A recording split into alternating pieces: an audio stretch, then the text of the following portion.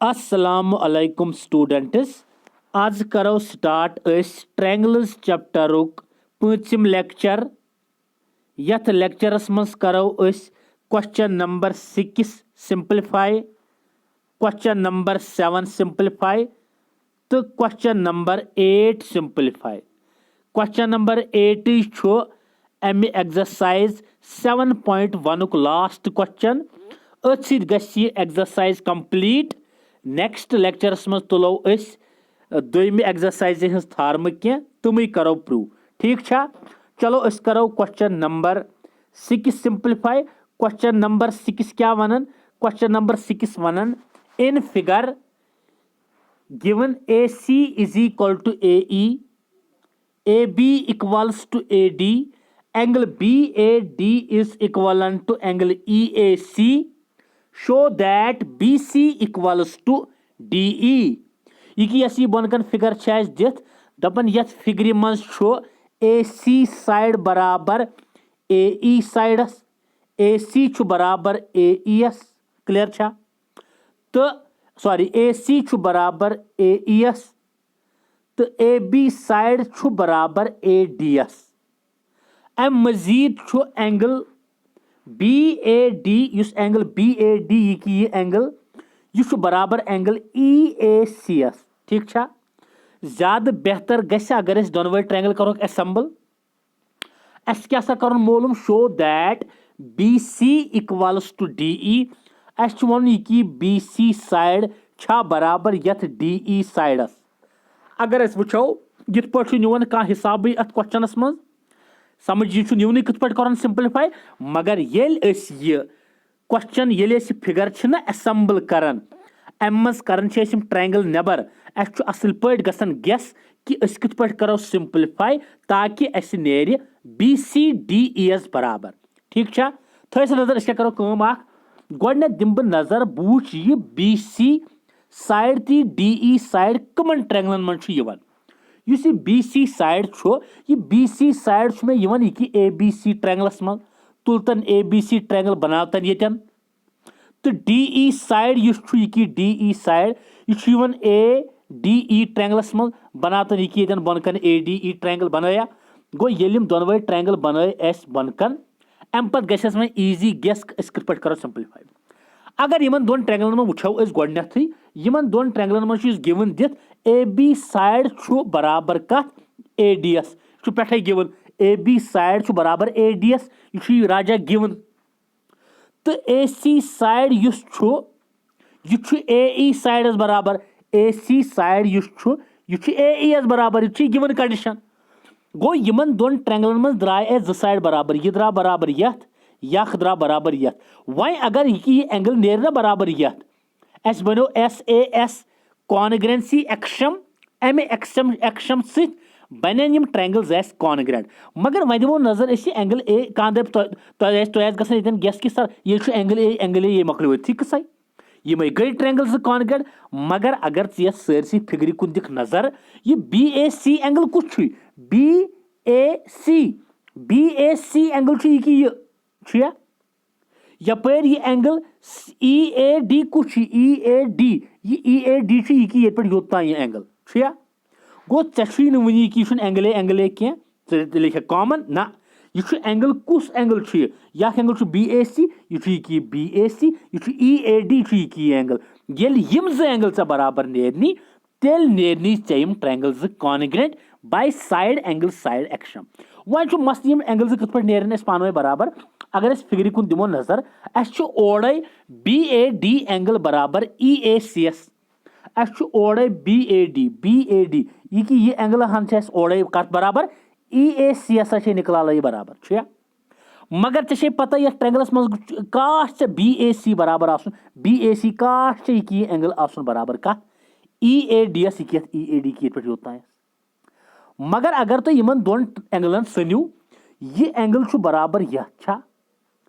चे हावन कि यह बराबर कत यह दोनवनी पर यह मजिम एंगल हन यह पर मज दोनवनी। अगर दोनवनी इक्वल क्वांटिटी कह पर यपर यह बराबर यथ एंगलस तो यथ एंगल दोनवनी यह पर हेको ना बोथ साइड्स एड कर एंगल से तो पाई लाइन्स एंड एंगल्स मज पोड़ एक्शम्स अगर इक्वल्स करो ना एड दोन होलन तम होल्स तम पत्त बराबर गो वह अगर ये बी ए डी एंगल की एंगल बराबर कत ई ए सी एस गो मगर ऐ गसी नेरन बराबर बी ए सी एंगल बराबर कत ई ए डी एस गो दोनवनी एंगलन की यहां पर बह क्या कर बी ए डी एस एड डी ए सी तो ई ए सी एस कर एड डी ए सी करा तिकाज इक्वल्स हेको एड कर बोथ साइड्स गो ये मे it is given that B A D is equal to E A C given मे कोर डी ए सी योर एड बह हेक कर एड इक्वल्स बोथ साइड्स गो बी ए डी तो D A C is equal to योर कोरम E A C S add D A C S ये इक्वेशन अत कोर बोथ साइड्स एड एम से गो ये बी ए डी एस कोर एड यहां यथन यह बनो ना एंगल ये बी ए सी बनो ये एंगल द्रावा यपर ई ए सी एस ये एंगल हानि कोर्स A D A C add अत बनो ना ई ए डी अत बनो ये एंगल अत बनो ये एंगल ई ए डी बनो अत बनो ई ए डी द्राया दोनों एंगल बराबर द्रावा ये एंगल बराबर यह द्रावा गो अस कोर प्रूव बी ए सी बराबर डी ए एस या ई ए डी एस वन तुलोक triangle in triangles A B C and A D E in triangle A B C and A D E इन दोनों ट्रायंगल मज ए बी बराबर A D हर given angle B A C बराबर angle D A E angle B A C बराबर angle D A ई ये go from equation first ये क्या कोरा प्रूव्ड अबो तो ए सी बराबर ए ई एस ये गिवन दोनों कंडीशन ए बी बराबर ए डी एस ए सी बराबर ए एस गो साइड एंगल साइड एक्शम द्राव अम एक्शम सई ना ट्रायंगल निकला कॉन्ग्रेंट ये ट्रायंगल गई कॉन्ग्रेंट कॉरस्पॉन्डिंग साइड ऑटोमेटिकली बराबर गो बी सी नेरी से बराबर डी ई एस गो ये बी सी गो बराबर डी ई एस अत C P C T means corresponding parts of congruent triangles गो अस कोर सिंप्लीफाई ये क्वेश्चन नंबर शो एक्सरसाइज 7.1 छा गो क्लियर किन ठीक चलो अस पको वो नेक्स्ट क्वेश्चन कुन क्वेश्चन नंबर 7 सह बिल्कुल अथ्यू क्वेश्चन अस वन दपन ए बी हसा बाया ऐ लाइन सेगमेंट छया ये A B line segment P अत मिड पॉइंट क्या पी मिड पॉइंट अमुक मतलब गो ए पी गो बराबर पी बी एस गो किन गोड़े तिकाज निकला P mid point A B S A P बराबर तेल पी बी एस छा किन अम पत हसा बाया ये ए बी साइड अगर तुलख ये ए बी यथ जो साइड ये अंद गो साइड ये अंद गो ब्या साइड दपन यथ ए बी एस अकी साइड जो पॉइंट कुस कुस डी बे ई दपन डी तो E A B line segment अकी साइड जो पॉइंट गो डी तो ई अकी साइड छा सच दैट चे कोर्मुत ए तो डी ज्वाइन बे कोर्मुत बी तो ई ज्वाइन कोर था गो such that D and are points on the same side of A B such that ये ज्वाइन कर अत बने कम एंगल अत बने एंगल कुस बी ए डी ये एंगल बराबर कत ई ए बी ई ये एंगल बराबर ओड़े वन गिवन कंडीशन गिवन ओड़े वन दपन बी ए डी बराबर angle A B E S छा अम मजीद बे वन दपन ये पी कोर्मुत एस तान ज्वाइन पी कोर ब डी एस तान ज्वाइन अम मजीद हसा बाया E P A angle E P A ये एंगल हान बराबर कत डी पी बी एस यथ एंगलस एंगल बराबर छा गो ये एंगल बराबर यथ छा किन ये गिवन कंडीशन सी फिगर लिखमुत वही क्या वन अगर बे कर एक लट पी बाया mid point A B S D तो ई ए बी एस अकी साइड जो point side that angle D A B बराबर ई बी पी एस बे एंगल ई पी ए ये बराबर डी पी बी एस यद बराबर ऐ क्या वन D A P congruent E B P D A P की ये ट्रायंगल कॉन्ग्रेंट कत ई बी पी एस यथ ट्रायंगलस करो दोनों ट्रायंगल नबर अस कर डी ए पी कोर नबर बे कोर ई बी पी यम जो कॉन्ग्रेंट कर थोड़ा लॉकट बन कॉन्ग्रेंट नेर सर कत बराबर यह थोड़ा लॉकट बनमुत ट्रायंगल नत बराबर दोनों बना ओके गो अस कर यम ट्रायंगल जो वन कॉन्ग्रेंट ऐ पाई कॉन्ग्रेंसी कुस कुस rule S A S angle angle side angle छा किन्न यम छ कॉन्ग्रेंसी हिंद रूल अगर यम गई तन पद अस गई ट्रायंगल तेल कॉन्ग्रेंट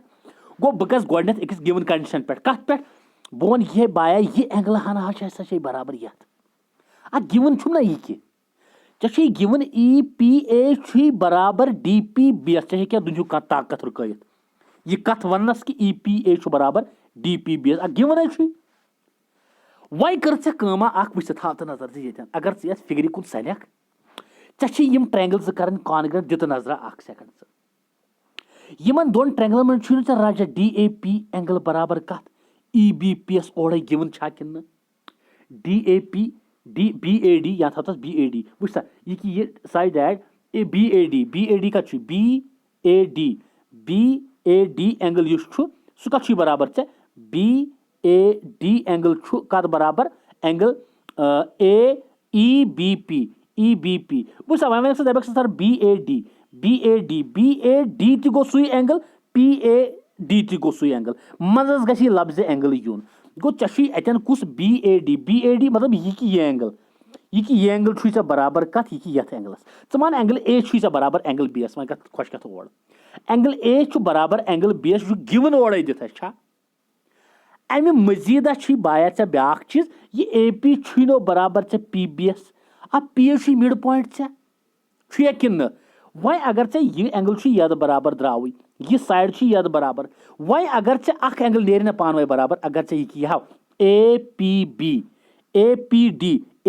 डी अगर यह एंगल नेर ना बराबर यह ए पी डी अगर यह बराबर नेर ना कत ई पी बी एस यह सरसी एंगलस चे बनी कम एंगल साइड कॉन्ग्रेंसी रूल सम ट्रायंगल कॉन्ग्रेंट गना वह मसल कि यह एंगल ए पी डी तो एंगल ई पी बी बराबर अन्न खतर क्या कर अगर हेरकन दिख नजर यह A P B D angle कर बनी वो ए पी डी एंगलस दिमो नजर गोडे बाया यह एंगल बराबर यह अगर यथ एंगलस यथ है दिख ना यह रस यह बन ना ए पी डी बनो ये ए पी डी यह एंगल यपर अगर बी पी डी एस दिख यह बनो ना ई पी बी यह बनो ना ई पी बी बनो कि ऑलरेडी एंगल ए बराबर एंगल बी एस यपर यह मंजिम साइड यह क्या नाव ए पी बराबर पी बी एस चे द्राव ना एंगल साइड एंगल कॉन्ग्रेंसी रूल गई ना triangle congruent go one muscle यह ए पी डी कथ पे नेर बराबर था तो नजर वुछ सा ये कर मे कमा ई पी ए बराबर ई पी ए बराबर कथ डी पी बी एस यथ एंगलस चे करत बोथ साइड्स एड ई पी डी ये कोर दोनवनी एंगलन एड कोर ये दोनवनी एंगलन कोर एड ये गई कम ई पी एस कोर ई पी डी एंगल एड डी पी बी एस कोर ई पी डी एंगल कोर एड गो यथ कर यहन एड यह बनो ए पी डी यह बनो ए पी डी एंगल बनो यपर कोर कथ angle D P B S कोर एड कस यहन यह बनो एंगल कुस ई पी बी यह बनो ई पी बी बनो सोरे एंगल गो यह एंगल बनो यह एंगल बनो यह बनो था तो नजर वन तुल तक one M triangles go in triangles D A P तो बे तुलख ई पी बी तुला ट्रायंगल तो तुलवा यम ट्रायंगल्स गो ये ट्रायंगल तुल ए पी डी तो ई पी बी गोडनेथ यह एंगल बराबर यथ कुस यथ एंगलस क्या नाव ये बी ए डी यथ एंगलस क्या नाव ये ई बी पी छा गो लिखो ये कि डी ए पी एंगल बराबर कत ई बी पी एस छा यह बाया फर्स्ट इक्वेशन ये कोर फर्स्ट इक्वेशन मज डी पी ए एंगल कत बराबर डी पी ए यह एंगल बराबर यथ एंगलस यह कोर फ्रॉम इक्वेशन मज प्रूव कोरा ई पी बी एस यथ बराबर अम पे ए पी बराबर पी बी एस यह कत द्राव यहाँ ए पी बराबर पी बी एस यह ना गिवन पी ना मिड पॉइंट अम पे वे कुस एंगल डी ए पी यह एंगल मंजिम यह डी ए पी कत बराबर ई बी पी एस यह गो गिवन कंडीशन गो चे गई कम द्राव राजा ये एंगल द्राव बराबर यथ यह साइड द्राव यद बराबर यह एंगल द्राव यद बराबर गो angle side angle congruency axioms congruency sorry rule द्राई टाइम ट्रायंगल ज कॉन्ग्रेंट गो येल यम ट्रायंगल ज गए ना कॉन्ग्रेंट यमन हंद कॉरस्पॉन्डिंग साइड्स त गई बराबर गो कॉरस्पॉन्डिंग साइड कुछ AD गो बराबर BES गोवा गो AD is equal to BE CPCT बह दिन बे थोड़ा और यह 2-3 सेकंडन शॉर्टस मन कर लगस अस कर P मिड पॉइंट ABS छा बे ये D तो ये साइड पॉइंट सच दैट ये एंगल DAB ये एंगल बराबर एंगल EBP ये एंगलस बे एंगल कुछ EPA ये एंगल बराबर कत अस एंगल कुछ ट्रायंगल DAP हाउन कॉन्ग्रेंट कत EBPS ये बे हाउन AD बराबर BES छा मे कर मे तुल यम वुच मे क्या कर गोडनथ मे कर कोशिश गोडनथ मे ओड़े दिस एंगल A बराबर angle BS angle A मीनस DAB मे बराबर एंगल EBPS छा यपर AP बराबर PBS तक P मिड पॉइंट काश ये एंगल नेर वन यद बराबर ये एंगल ABP ये ABP सॉरी ये एंगल APD गो मे यन बराबर कत योर एंगल कुछ BPE यह बराबर यथ अगर दोनवनी बह यहन दिम ना यह बन यह एंगल तो यह बन यह एंगल गो यथ अगर बह यहन दिम यह बन यह एंगल यथ एंगलस अगर यहन दिम यह बन यह एंगल गो मे कोर दोनवनी एड अत बनो मे यह पत तुल मे यम ट्रायंगल यह तो यह अत गई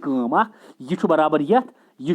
गिवन यह प्रूव्ड अबो गो bye angle side angle कॉन्ग्रेंसी rule triangle ज द्राय कॉन्ग्रेंट ये ट्रायंगल ज गई कॉन्ग्रेंट यह साइड गो बराबर यथ गो ये ट्रायंगल ज congruent AD is equal to BE CPCT गो प्रूव क्वेश्चन नंबर 8 तो लास्ट क्वेश्चन हम एक्सरसाइज हुन दपन in a right angle triangle ABC right angle at C ABC अख राइट एंगल ट्रायंगल मगर 90 डिग्री एंगल CS पे छा तो अम पत क्या दिल दपन M हसा बाया वुच ABC right angle triangle 90 degree की दपन M बाया ऐ मिड पॉइंट ABS छा गो यहां बराबर यथ है गो AM ना बराबर तेल MBS छा कि अम मजीद क्या दपन यह CM ओमुत प्रोड्यूस कर DS तान कोत तान CM आप प्रोड्यूस कर DS तम such that CM is equal to DM छा कि बे आव DB ज्वाइन कर क्लियर छा कि क्लियर छा आ वुसा लगे क्या दिल अस कर यहाँ कर कंस्ट्रक्शन करा को अगर गोड दिमो नजर गिवन क्या given ABC right angle triangle यथ मन एंगल C 90 डिग्री तो M मिड पॉइंट ABS यह वन गिवन यह तो सच दैट DM बराबर कत बे ओमुत कर DM प्रोड्यूस कर कोत DM CM बराबर point D is join to point B बे D ओमुत कर BS तम ज्वाइन छा शो दैट AMC कॉन्ग्रेंट तो गोडनुक पार्ट वन ये AMC ये ट्रायंगल AMC कॉन्ग्रेंट BMD यथ बे क्या अम पत हाउन बे एंगल DBC हाउन 90 डिग्री ये एंगल 90 डिग्री ब्या DBC ये ट्रायंगल कॉन्ग्रेंट ABCS यह गो ब्या पार्ट तो लास्ट पार्ट वन कि यह CM यह CM यह 1/2 AB यह 1/2 AB था तो नजर इस पे करो सिंपलीफाई क्वेश्चन गोडनथ कर बह दिम नजर गिवन क्या मे right angle triangle ABC right angle at C M is the midpoint of AB clear छा कि थो मे यो अम पत कर मे टू प्रूव मे वन 4 पार्ट कि 1 2 3 4 लिख मे 4 पार्ट ये लिखवा कि वह वुच तो अम पत क्या कर मोलूम वुच तो वह क्या करो यह गो अम पे गई कंस्ट्रक्शन मज क्या कोर निकला प्रोड्यूस कोर मे CM कोत DS तम such that CM is equal DM बे कोरम DB ज्वाइन कोरमा ज्वाइन DB अम पे प्रूफ वुचा प्रूफस मज क्या करो प्रूफस मज कर बह तुल ट्रायंगल AMC ये ट्रायंगल तुल बे तुल BMD तुल यम ट्रायंगल ये मे तुल अतन गम अगर याद यह AM निकला बराबर BMS तिक M midpoint of AB CM बराबर सॉरी गोड गो यह एंगल यद बराबर तिक लाइन कर इंटरसेक्ट वर्टिकली अपोजिट एंगल्स गए बराबर यह मे 5-7 लट पत कुन गो यह एंगल गो बराबर यथ इन वन वर्टिकली अपोजिट एंगल छा अम पत अगर नजर दिख यह CM बराबर DMS तिक M mid point core CM produce DS तम सच दैट CM थो DMS बराबर गो यह साइड यद बराबर यह एंगल यद बराबर यह साइड यद बराबर गो अतन बनो कॉन्ग्रेंसी एक्शम कुस साइड एंगल साइड कॉन्ग्रेंसी एक्शम से क्या गई ट्रायंगल्स कॉन्ग्रेंट यम ट्रायंगल्स गई ना कॉन्ग्रेंट यमन हंद कॉरस्पॉन्डिंग एंगल्स गई बराबर बे गई कॉरस्पॉन्डिंग साइड्स गो यह एंगल 1 ना यह बाया एंगल 2 वो अगर चे ट्रायंगल तुलहन नो त्राहन यह पे वुच यह एम ये थोद तुलख ना थोद यह सी पे यह ए पे पे वन ना वन पे वुच योर ट्रायंगल ऑलरेडी अमी आई कुस अत नाव डी बी तो see your yummy I angle 2 go angle 1 पे एंगल 2 पे यह पे ये पे यह पे ये गो एंगल 1 कत नेर बराबर तेल 2 सी पी सी टी तो ए डी वन तो निकलाला ए तो वन तो मे ए सी कत ऐसी बराबर यह ए सी ऐसी नो बराबर यह B D S C P C T triangle गई कॉन्ग्रेंट कॉरस्पॉन्डिंग साइड्स गई ना बराबर गो अत गो C P C T clear था नजर ब्रो कुन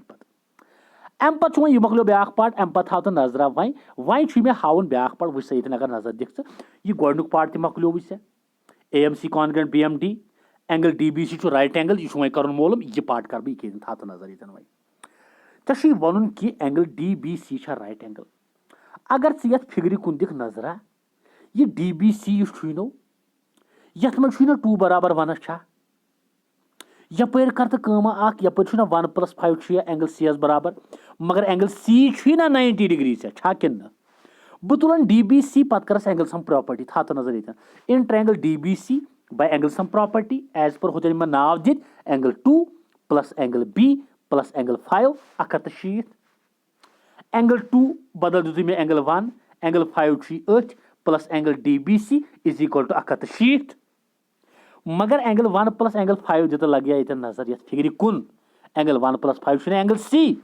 मगर एंगल सी ना 90 डिग्री राइट एंगल डेट सी गो एंगल सी ना निकलाला एंगल सी कूत एंगल सी 90 डिग्री मगर एंगल सी थोमुत होतन बराबर 1+5 गो 1+5 बदल क्या दिख लगे 1+5 बदल 90 तिक angle C 90 degree plus D B C is equal to 160 1+5 90 सह गो एंगल डी बी सी गो 90 डिग्री बराबर गो यह कोर एस सिंपलीफाई ब्या पार्ट अमे क्वेश्चन नंबर 8 ठीक छा वन गो